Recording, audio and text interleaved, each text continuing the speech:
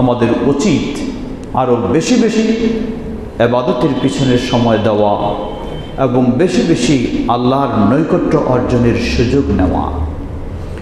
সম্মানিত সমবেত মুসল্লিবৃন্দ, শুধু নবী মুহাম্মদ সাল্লাল্লাহু আলাইহি ওয়াসাল্লাম নিজে নন, সহিহুল বুখারী ও মুসলিমের হাদিসে এসেছে, উম্মুল মুমিনিন আয়েশা রাদিয়াল্লাহু আনহা বলেন, ইযা দাখালা আল আশরু আল আওয়াখির আও ইযা দাখালা আল আশরু فكان النبي صلى الله عليه وسلم اشتد مئزره وأحيا ليله وأيقظ أهله। শেষ দশক শুরু হলেই নবী সাল্লাল্লাহু আলাইহি সাল্লাম কমর যেন শক্ত করে বাঁধতেন, অর্থাৎ শক্তভাবে প্রস্তুতি নিতেন। যা দুর্বলতা প্রকাশ পেয়েছে আর দুর্বলতার প্রকাশ পাওয়ার সুযোগ নেই।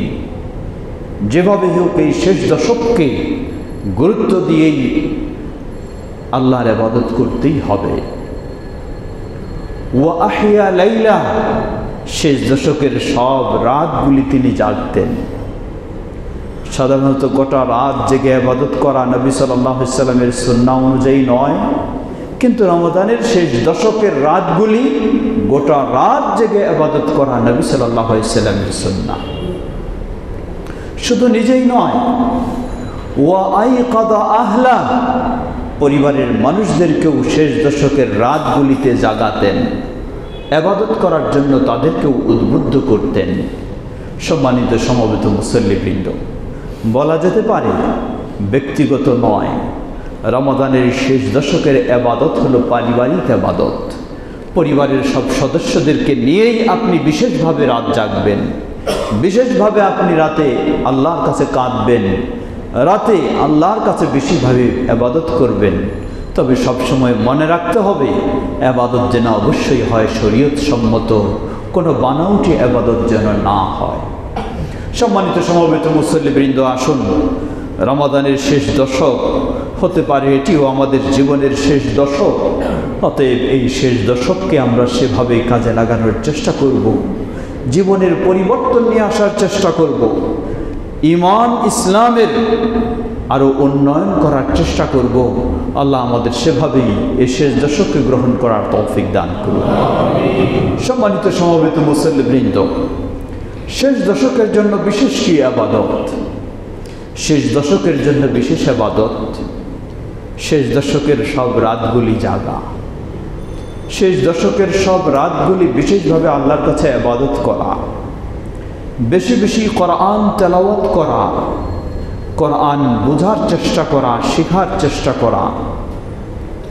এবং এই শেষ দশকে আরও বিশেষ দুটি ইবাদত হচ্ছে, একটি হলো কদরের রাত, অপরটি হলো ইতিকাফ।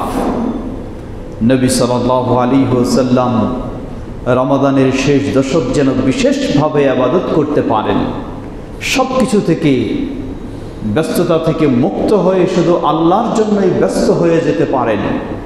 এই জন্যই নবী মুহাম্মদ সাল্লাল্লাহু আলাইহি ওয়াসাল্লাম প্রতিটি বছরই তিনি ইতিকাফ করতেন।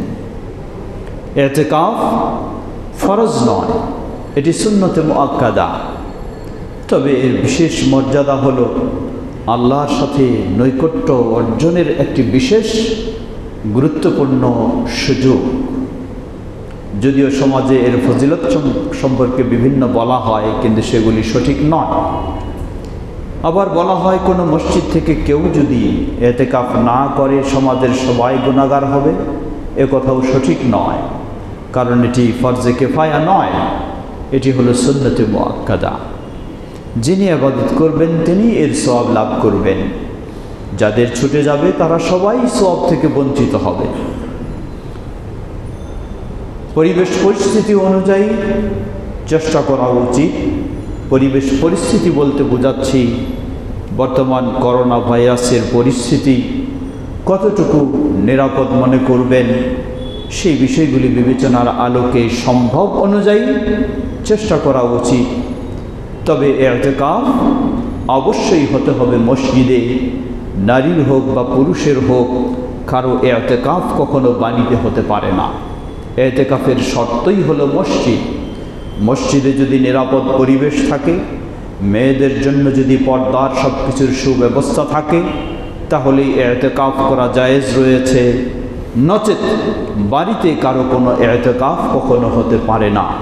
সহিহুল বুখারীর হাদিস, নবী সাল্লাল্লাহু আলাইহি ওয়াসাল্লামের স্ত্রীগণ ইতিকাফ করতেন মসজিদে নববীতেই, অথচ মসজিদে নববী এবং তাদের ঘর মাঝে শুধু একটি আড়াল, একটি পর্দা মাত্র।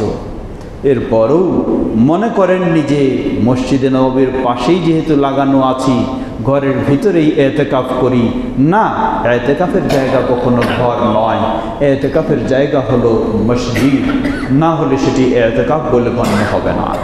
আল্লাহ আমাদের সবাইকে বিষয়গুলি সঠিকভাবে উপলব্ধি করে আমরা যেন সেভাবেই আল্লাহর সন্তুষ্টির লক্ষ্যে ইবাদত করতে পারি। আল্লাহ আমাদের তৌফিক দান করুন।